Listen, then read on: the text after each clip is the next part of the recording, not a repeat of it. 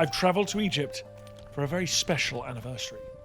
In this film, I'm walking in the footsteps of the most famous archaeological discovery of all time, made exactly 100 years ago in November 1922, the sealed tomb of Tutankhamun.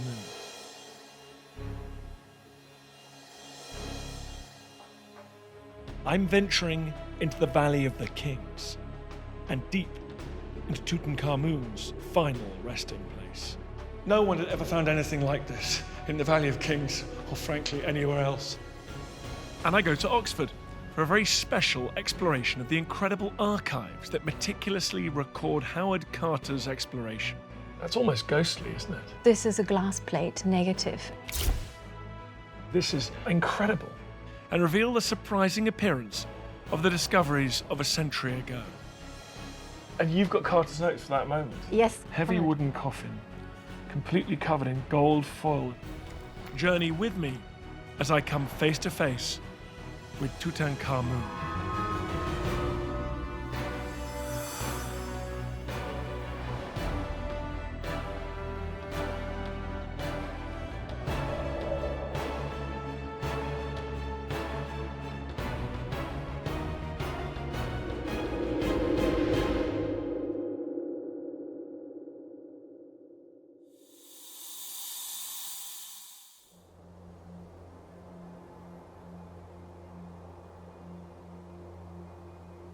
To understand Tutankhamun's tomb, you need to appreciate the place where he's buried, a deep gorge in the desert, guarded by mountains. Its official name in ancient Egypt was the great and majestic necropolis of the millions of years of the pharaoh life, strength, health in the west of Thebes. You and I know it as the Valley of the Kings.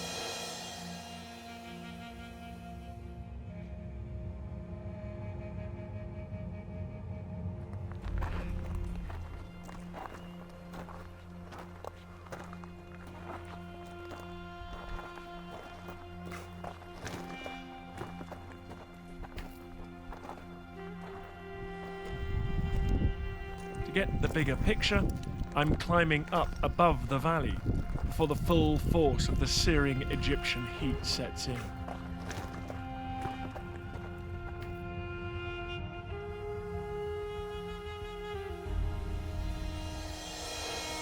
This is one of the best viewpoints in the world and tells you everything you need to know about why the Valley of the Kings is there.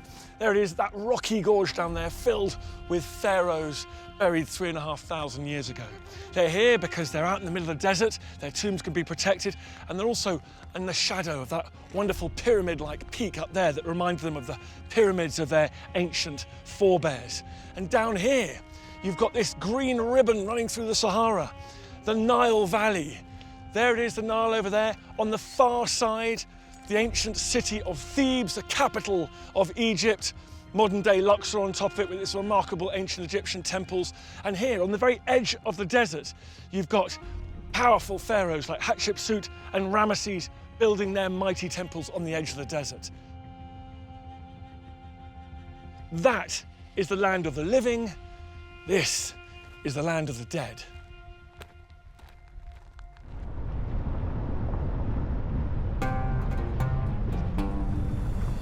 My exploration of the search for Tutankhamun's tomb begins just outside the Valley of the Kings.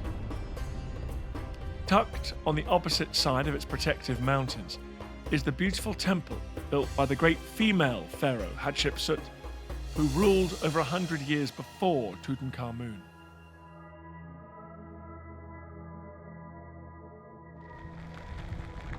It was at this temple in the 1890s that a young artist came to work, recording some of the magnificent paintings. His name was Howard Carter. This is extraordinary. It's got to be one of the most dramatic archaeological sites on planet Earth. You've got this huge limestone bowl here on the west bank of the Nile, and at its heart, this gigantic temple built by a mighty pharaoh. It must have been thrilling for a young artist to work in this spectacular setting. Taking me to the very spot where Howard Carter worked is Dr. Baha Gaber. He came here to Luxor and he copied most of the inscription on the temple. And come on, we'll let you see one of his beautiful painting that he did on the time of the Queen Ahmose. She was the mother of the Queen Hatshepsut. That is so amazing. So that's 1896. Exactly. And look, you can see the same bits of damage here and on the shoulder. And look at the gaps here. Oh, even the colors, still the same colors. More than 100 years. It's spooky to think of him well over 100 years ago in this exact spot making this. Yes, and he loved Egypt. He came in his 17 years old and he stayed for 40 years.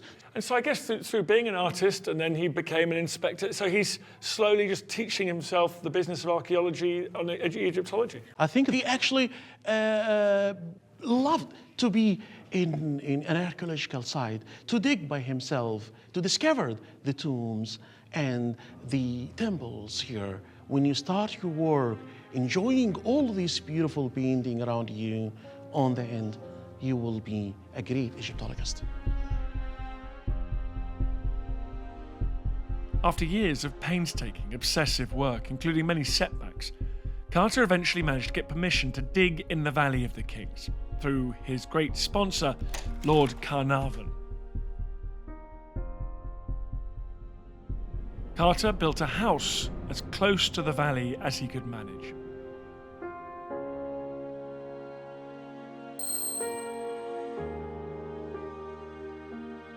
As part of the centenary celebrations, it's being carefully conserved.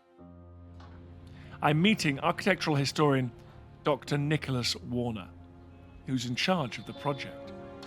So we're at Carter's house. So what does it say that he decided to put his house right on the edge of the desert? The real reason for planting his house in the middle of the desert here was the proximity to the Valley of the Kings. So this is the closest point to the entrance to the Wadi, the actual valley itself of the Kings. So that's why he chose this spot. I mean, it was completely in the desert. I mean, really in the desert. Not a blade of grass in sight.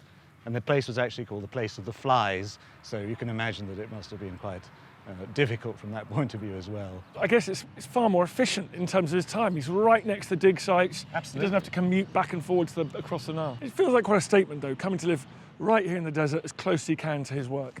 I mean, he was absolutely committed to his work. And remember that when they built this house in 1910, they had years of not finding anything ahead of them. So, 12 years of not finding anything requires absolute commitment, not only on the part of, Carter, but also on the part of Carnarvon, who was funding, what seemed to be an impossible quest. 1922 was considered to be the last season that they were actually going to do any work to continue this quest.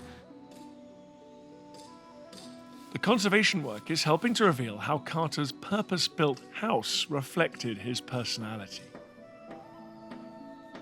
So here we go into the study, which is the biggest room of the house. Very high ceilings. Yes, very high ceilings for environmental reasons, so you actually keep the hot air at the top of the room and ventilated. And very brown. Very dark, very brown. And we've returned the house in this room to the state that it was in. It was plastered with mud. That's it. Minimal furniture, all focused on work tables, that kind of thing. So, Bit of a bachelor pad.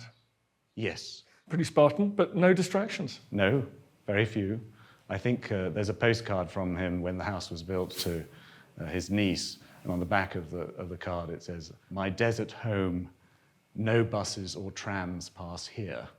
So it would be very, very quiet, possibly with the howling of the jackals at night to keep you company. I don't want to be over dramatic here, but this is the room where he did his thinking, he did his preparation, he came up with his plans to excavate in the valley. In a systematic way, yes. So obviously he had a vast experience of the valley going back, to 1900.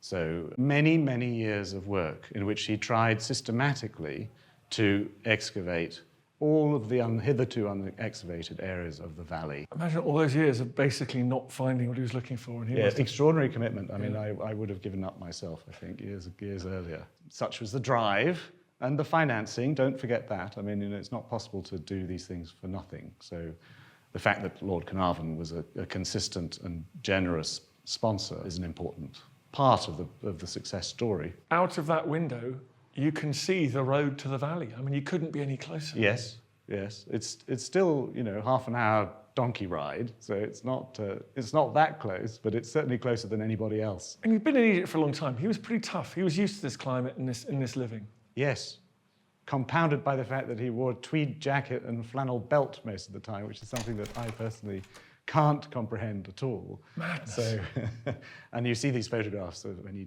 was removing objects from the tomb, you know, where he's got his braces on and his thick shirt and his tweed jacket to one side.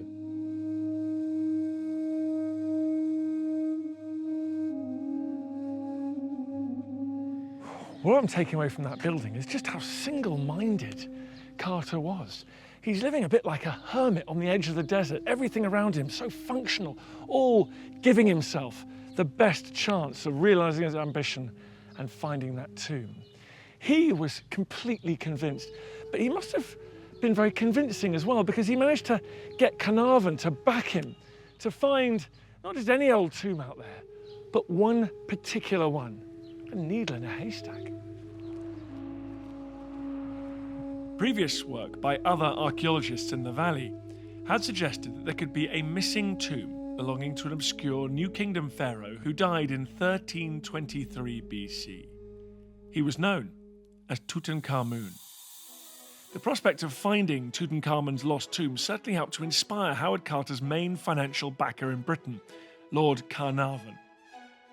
This is Highclere Castle, Carnarvon's home in Hampshire.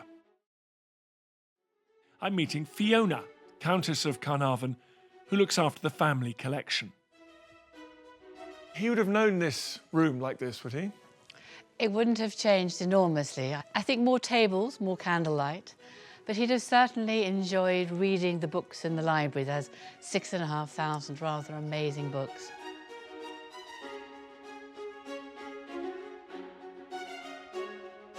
So he was a photographer in his own right as well? He was an outstanding photographer, so even if he hadn't perhaps discovered the tomb of Tutankhamun with Howard Carter, he would have gone down in some way in history as being an outstanding photographer. Why Egypt? Why do you think it was there that really grabbed his heart and mind? Do you know, I think all his family here were collectors, Dan. They all collected the best over time. And he was always looking for something which reflected the beauty of the world around, both in what he saw through the camera lens. Howard Carter and him would have been in this room together, plotting the next year. Yes, actually, probably in his study, which is now my very messy study. How did he get on with Howard Carter? Because it feels like they're quite different, and yet they obviously had a very good relationship. They did, and for Howard Carter, it was so exciting because he was so down on his luck. He ended up with no job, nowhere to live, and no future. So out of that very depressing situation and trying to scrape a living, he was introduced to this aristocratic Englishman with money. Lord Carnarvon decided to take him on. He paid him a salary.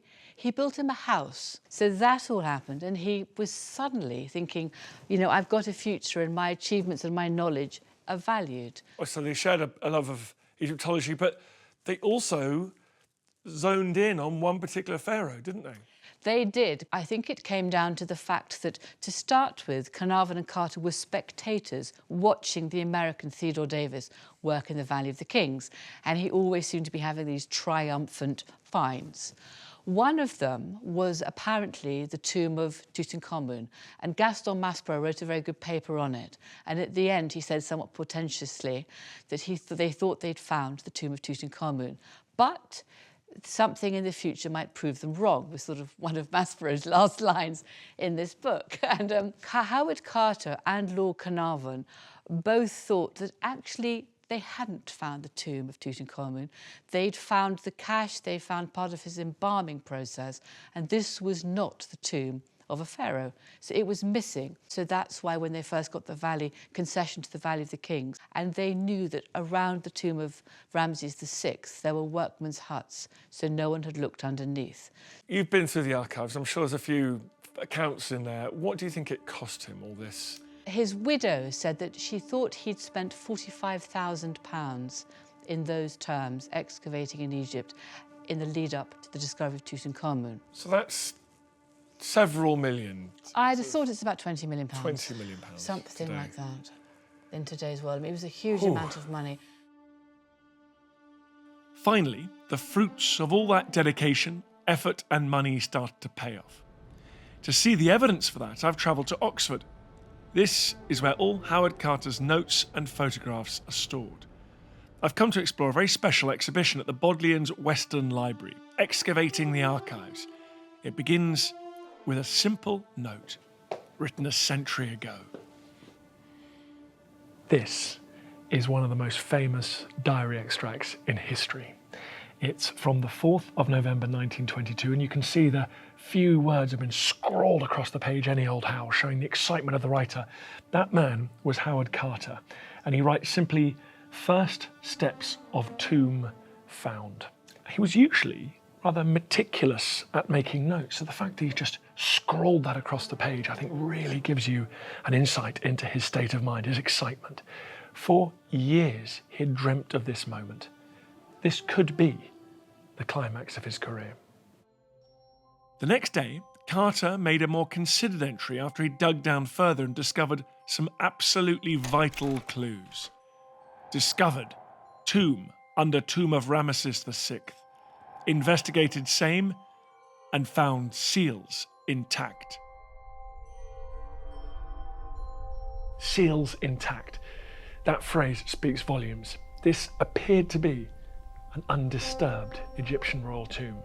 Throughout November, Carter's team cleared away the spoil, the rubble, and went ever deeper down into the earth until they came to a door which again had its seals intact, Tutankhamun's name on it. At that point they had to wait because the man paying for the whole thing, Lord Carnarvon, had to make his way up by boat from England. But he did finally arrive with his daughter, and on the 26th of November the big event took place, one of the most exciting days in the history of archaeology, and Carter has written an account of it here in his excavation journal. I like this in particular because it is written very, very soon after the events it's describing. So this is his first impression, a contemporary eye view, if you like, of what Carter was actually thinking.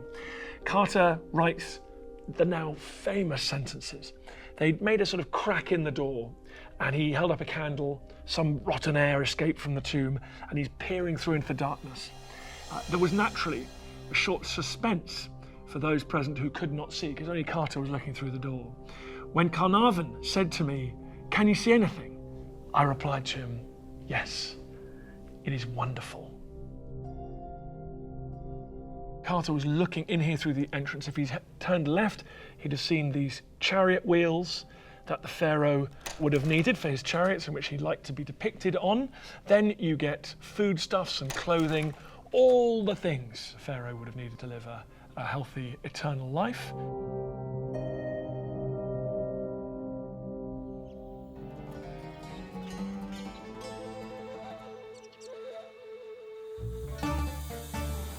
I'm heading back into the Valley of the Kings, following the modern road rather than Carter's donkey track. Tutankhamun grew up in the turbulent time of Pharaoh Akhenaten and Queen Nefertiti, who created a new capital away from Thebes in the Valley of the Kings, in Amarna. There's been much debate about Tutankhamun's life and death and the building of his tomb. What seems certain is that he wanted to be buried here in the Valley of the Kings, last resting place of his ancestors from Egypt's new kingdom. There's only one way into the tomb, following the same route that Carter took through the piles of rubble a century ago, down a steep shaft that leads to the outer chamber, where I'm meeting Egyptologist Alia Ismail. I think this is one of the most exciting places on earth. You've worked in here loads. Do you still get excited when you come down here? I get excited every time I enter the tomb of Tutankhamun. This is something you never get bored of. This room, there's none of the carvings or the painting that I've seen in other tombs. Why was it this plain? We know from the nature of Tutankhamun's story that this was plain because this tomb was not finished. And the whole idea behind finished and not finished tombs is interesting because a tomb is actually never finished, but how elaborate it is because how long that pharaoh has survived and lived as pharaoh. The longer you live, the more impressive your tomb. Because you just keep adding chambers. Absolutely. Tutankhamun died at the age of 19, barely ever being able to rule. 19, very young. So I guess you'd expect to have a lot longer and be able to build a much more luxurious tomb. Yes, if you lived longer, you had a greater tomb. When you're born, your tomb is starting to be prepared for you. So they knew that they were preparing for the afterlife. And so, depending on how long he would be alive, is how elaborate his tomb is.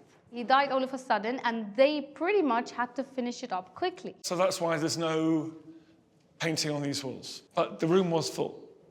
The room was full of things, treasures, things that Carter actually describes as wonderful things. And Wonderful things, here, yes. This is the room we're in right now. Isn't that amazing? yes. And this is how he saw it.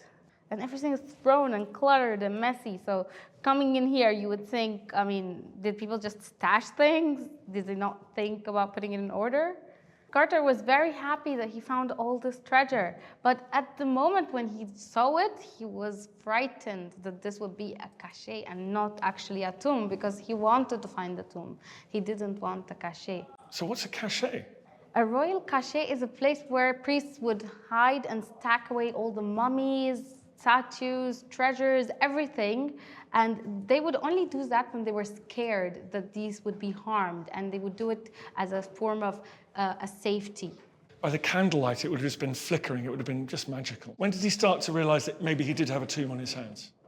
Well, when you look here, you would see these statues. And when he saw those statues flanking the either side of the wall, he thought, no, I mean, these statues and their placement, there might be something beyond that wall. So there was another moment of discovery in this story. Absolutely. Between the guardian statues in the chamber, Carter broke down the wall. Beyond it lay what he'd been hoping for all his life, a sealed and untouched burial chamber.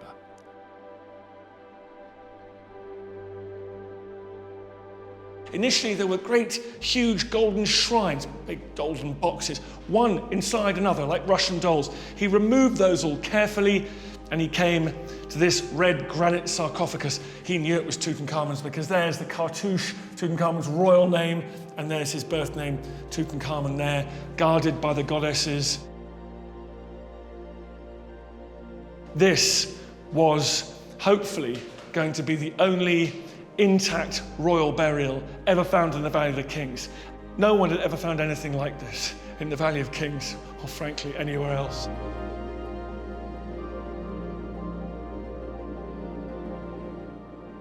Unlike the bare, unpainted antechamber, the burial chamber's walls are covered in colour.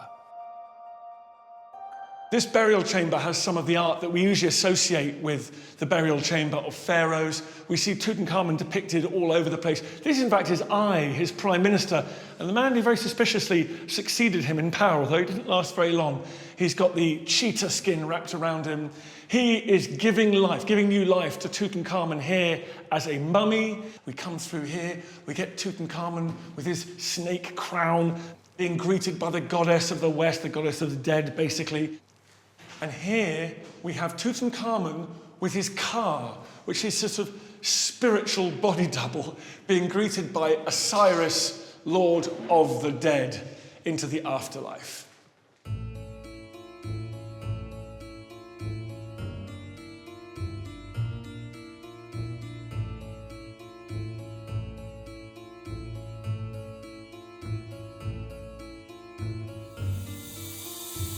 Back in Oxford at the Bodleians exhibition, the display shows how Carter's team continued to meticulously record what they found in the burial chamber.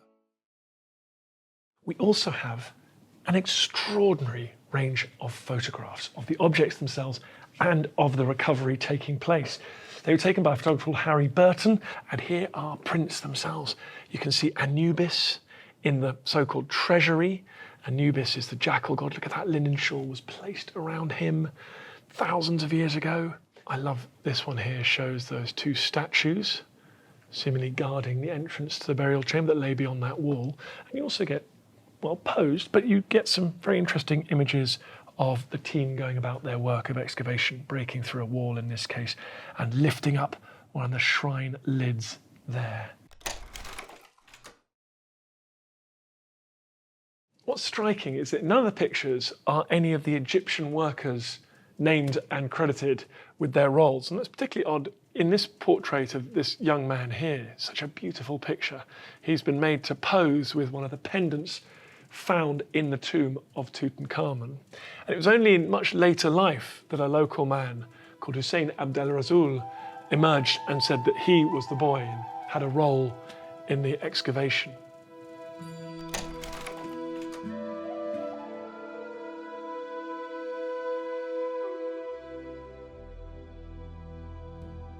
The exhibition is based on the remarkably detailed collection kept in Oxford's Griffith Institute, which has all Carter's materials from the dig: photographs, plans and notes.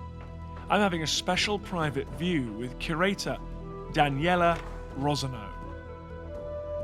We're starting with something very precious, an original glass plate negative made in Tutankhamun's tomb by Harry Burton. That's almost ghostly, isn't it? This is a glass plate negative, and this is how Harry Burton took most of his images. So he would use that camera, put in the glass plate, and then take the shot. And then he developed all of them in the nearby tomb. It is estimated that altogether he developed around 3,000 of these images in his little dark room in the tomb nearby. Here we see the bottom part of the outer coffin, and then the middle coffin still covered, partly covered with the shrouds. And this is the moment he's exposing the face of the king and just in the process of removing the linen. So perhaps because of the nature of it being physical, like a piece of glass, it feels to me like this sits alongside the actual artifacts that came out of Tutankhamun's tomb in terms of their importance historically. This is incredible. Yeah, they really tried to capture, not only the artifacts themselves, of course, but also certain moments. Burton and Carter knew that the pictures were a vital part of the archaeological record, as well as being a key research tool. Harry actually produced 10 of these photo albums for Howard Carter, which he kind of worked with. And so on that page here, that's incredible. We see that fantastic image of what proved to be the outer coffin in the end, 1 out of 3, lying in the sarcophagus. The lid has been removed, finally really revealing what is inside there. And I really, really like this image where, Burton really tried to capture that moment, that intimate moment, to kind of evoke the stillness, the silence of the tomb. You have the light shining on the face of the king. So you didn't know at the time, but this is Tutankhamun's outer coffin. Yes. But what I love is the detail there, which I didn't know about. Is that a floral wreath around that? It's a tiny little floral wreath, but we have a series of images that thank Burton goodness. took, because they were very thorough, both Carter and Harry Burton. Look at that, look at the close-up. I love that. So that's around the serpent and basically the thing that denotes pharaonic power. The vulture is the goddess of Upper Egypt. She's called Nekhbet, and then the cobra is Wajid, the goddess of Lower Egypt. Upper and Lower Egypt combined. Yeah, and then wrapped around it is that tiny wreath. It's actually only 9 centimeters in diameter. It's not very big. And they turned to dust. They no longer exist. Yeah, there are a few other floral garlands that were found that have survived.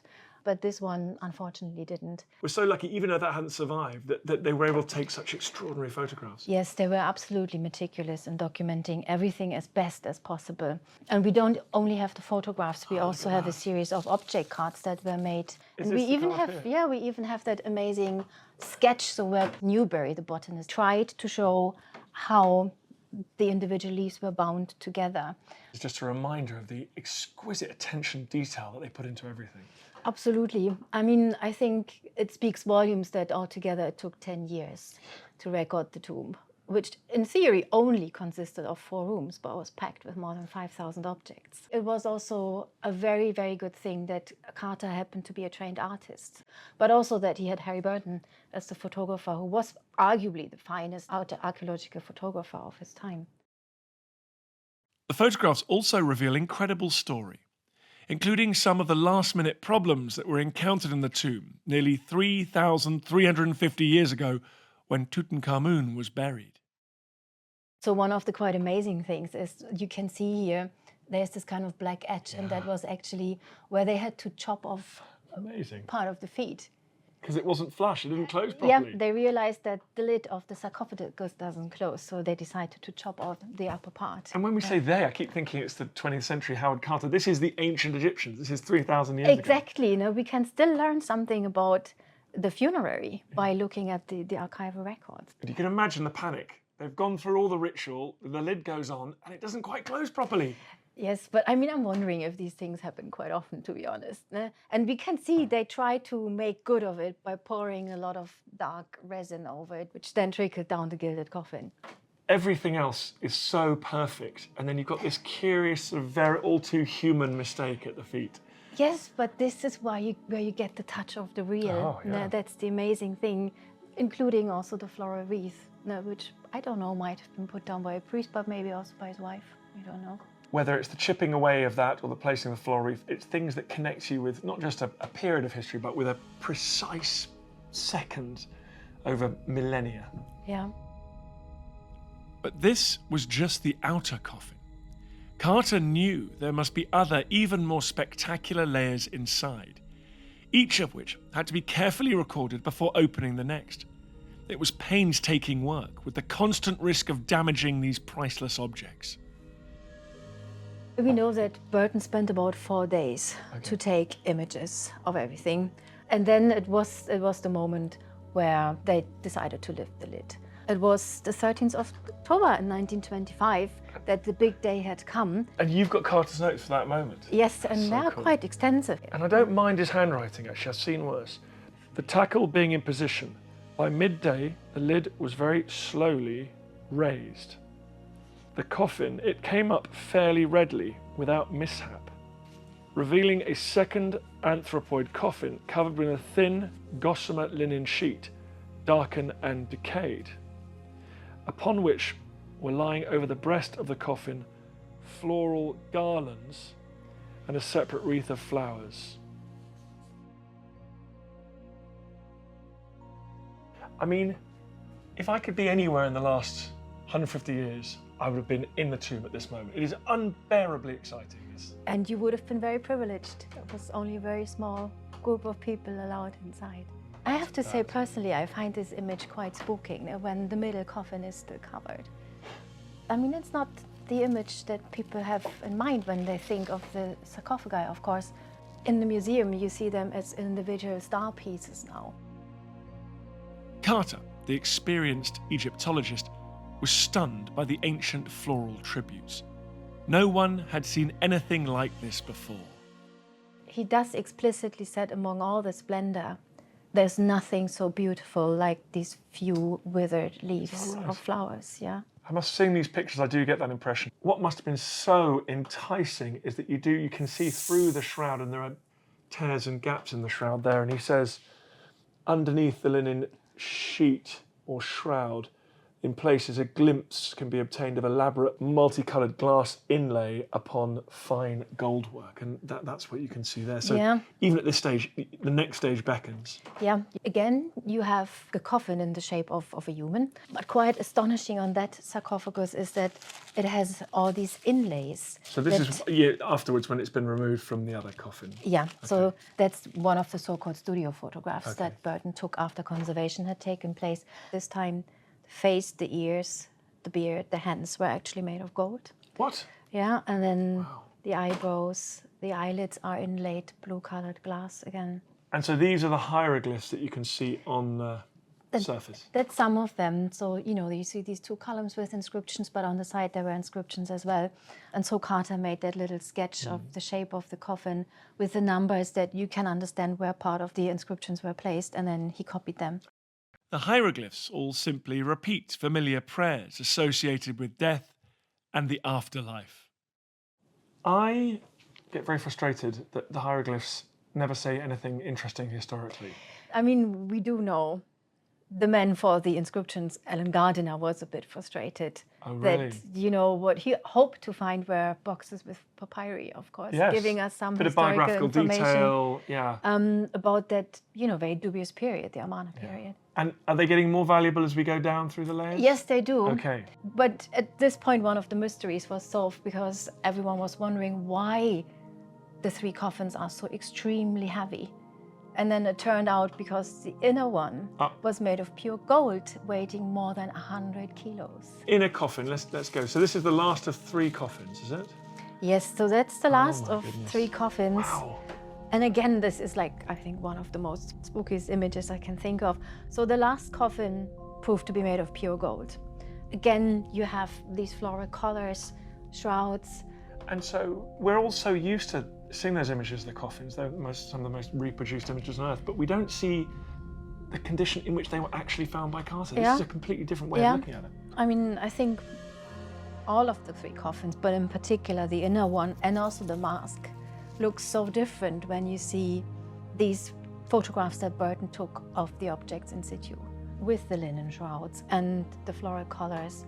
You see a lot of restoration work was still necessary, and I think, you know, that gives people a completely new idea. It shows people familiar things, but in very unfamiliar ways. So that's Have we opened? the mask. Have we opened the last coffin?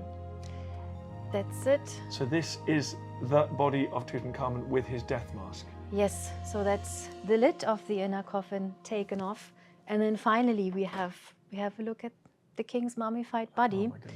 although not his face yet, because it's covered by this amazing mask. And it's so astonishing to look at these images, because I'm very sure most people, when they think of the mask, they have a picture in front of them where you see it like as this iconic object, a portrait bust, more or less. But actually, it was an integral part of the body. It was placed over the king's head, covering part of his upper chest and back. And again, you know, you have floral wreaths and colors, and it just gives you a completely different impression, doesn't it? It really does. And as to see one of the most famous pieces of art ever created in the condition it was in just at that moment of rediscovery is just something else. And so this is the mask all cleaned up. All cleaned up, and then Burton, well, he decided to photograph it on a kind of stand, and he took off the beard, that just, you see the face more clearly. And then he did what was kind of standard practice in these days with shiny objects. You put on a very, very thin layer of paraffin wax to stop it from reflection.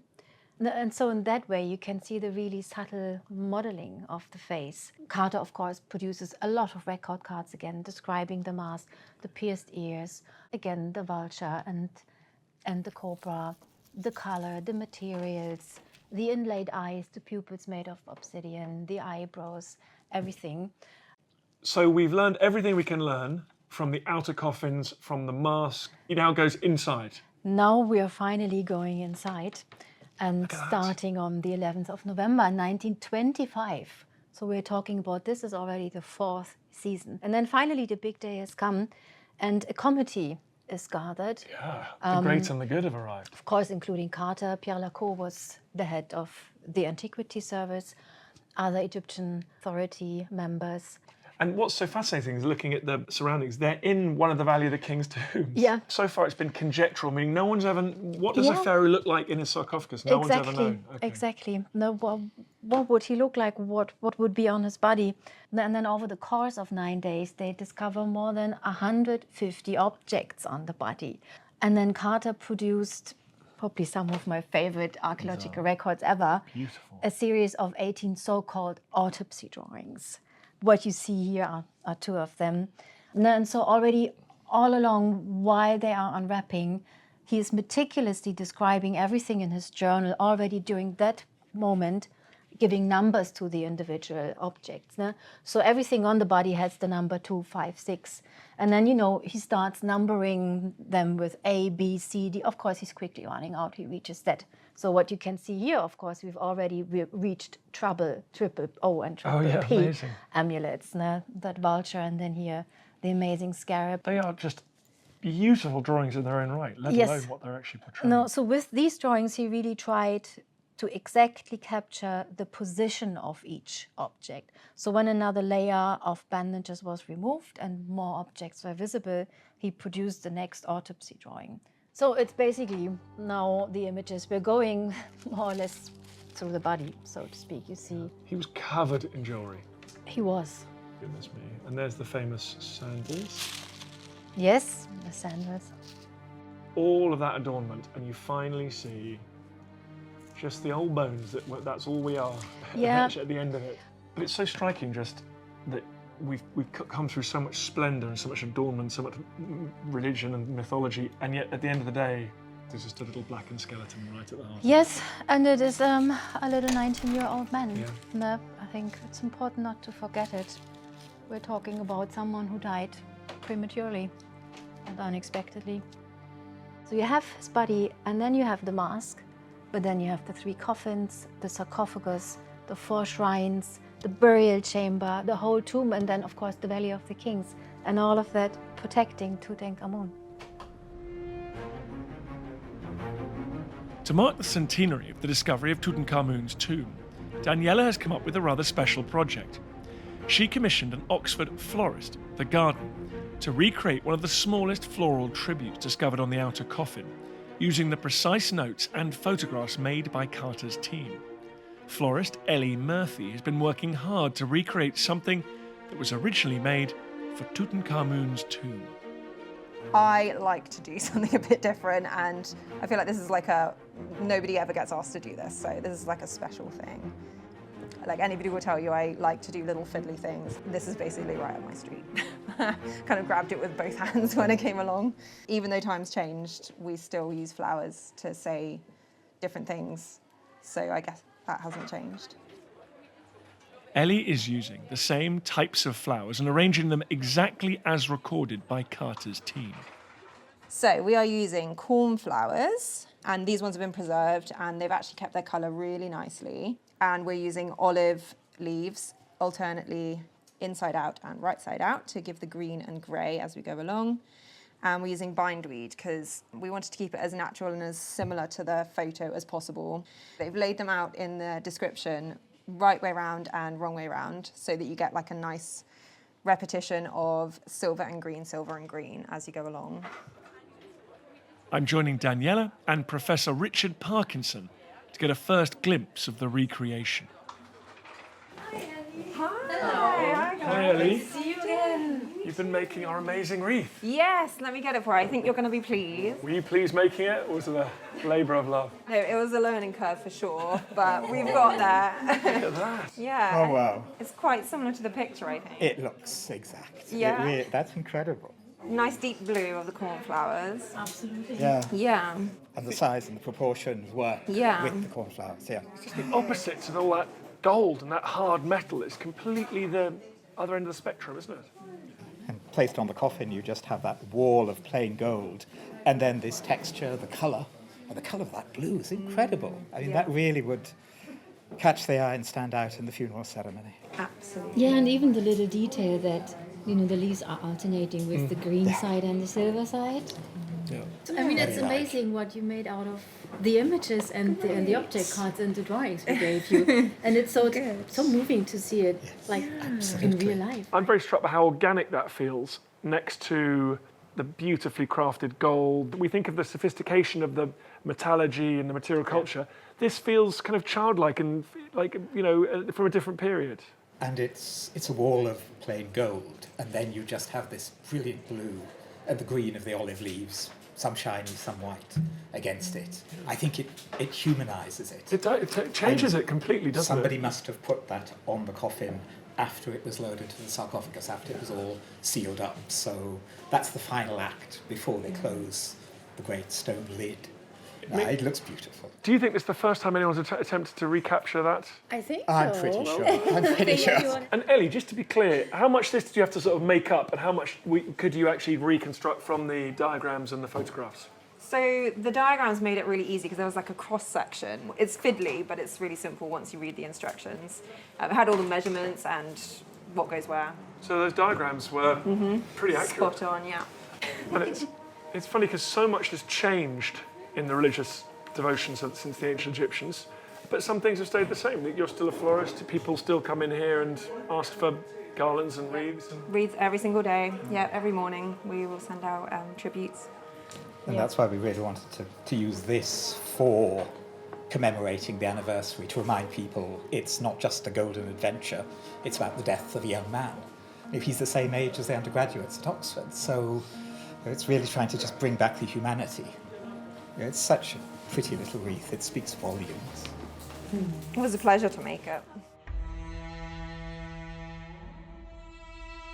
When you think about Tutankhamun, it's all too easy to think about him as the golden pharaoh. What I've learned today is that actually his death and burial was about flowers as much as it was precious metals. It's striking to think that humble but so significant floral wreath would once have lain with the magnificent objects that can now be seen in Cairo, looking, as we're so used to seeing them now, conserved, cleaned up and on display. I'm taking a close look at these original treasures with Egyptian museum conservator Eid Murtar. So which of the coffins is this? This one's a middle coffin, because before this one he discovered the wooden gilding coffin, which at the Grand Egyptian Museum at the moment. It's wood and the gold is fixed above it, and then they inlay with precious stones and blue glass.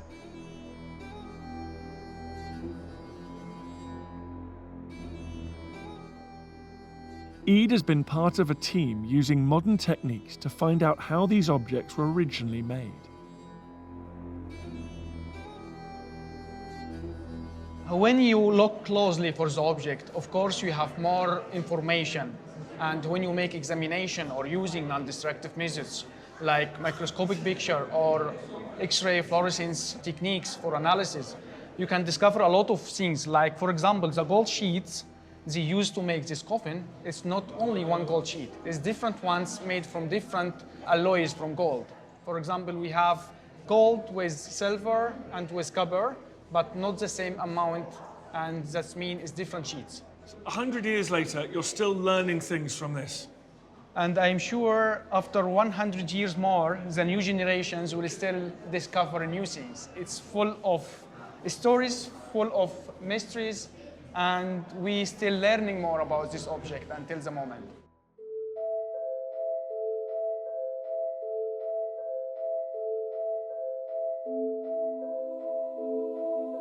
So here it is. I'm up close to the most famous archaeological treasure ever recovered, probably the most famous piece of art ever created.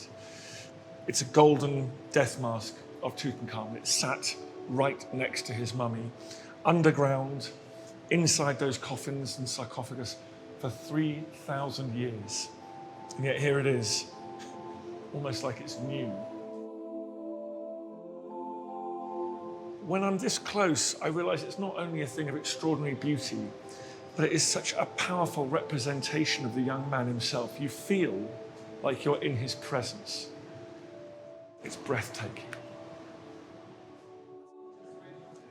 And so this was the final layer before the mummy. Yes, inside the golden coffin, it was the golden mask of Tutankhamun. And you've studied this more than anyone in the world. What can you tell me about this? We can say the golden mask, it's made from several pieces, not from only one sheet of gold.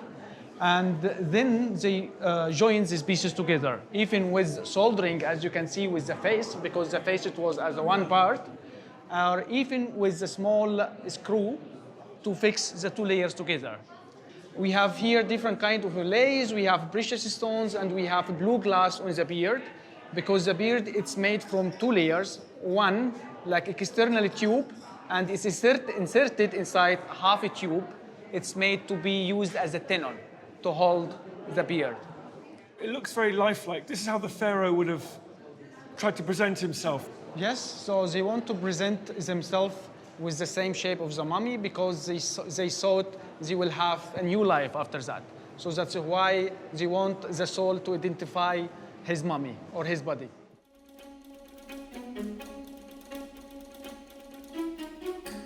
What is it like for you getting to work on this object every day? You're so lucky. You know, it was my dream to be working in the Egyptian Museum when I was young.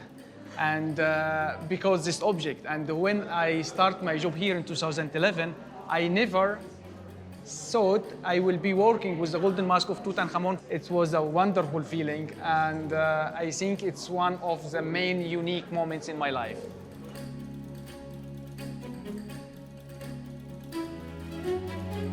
It's been wonderful this year exactly a century after the rediscovery of Tutankhamun's tomb, and nearly 3,350 years since he died, to reconnect with Tutankhamun and the incredible legacy that was left to us in the Valley of the Kings. A legacy reflected in the moments captured when the tomb was opened, revealing both its magnificent treasures, but also those intimate human objects, like the small wreath of flowers, all laid for the pharaoh, the young ruler who could have been lost forever. He didn't get to rest in an eternal afterlife in the Valley of the Kings, but he has left an inspiration for all generations, a different form of immortality. I don't think there's anyone alive today who loves archaeology and history that hasn't been in some way inspired, in some way had their lives changed by what happened here. The discovery of this tomb 100 years ago is surely the most striking, the most exciting moment in the history of archaeology. The idea that this boy pharaoh had lain for almost 3,500 years undisturbed in this sarcophagus, only to be discovered in 1922. It's something that no matter how many times you read about, you watch on TV, you listen to, when you come here, it's almost overwhelming.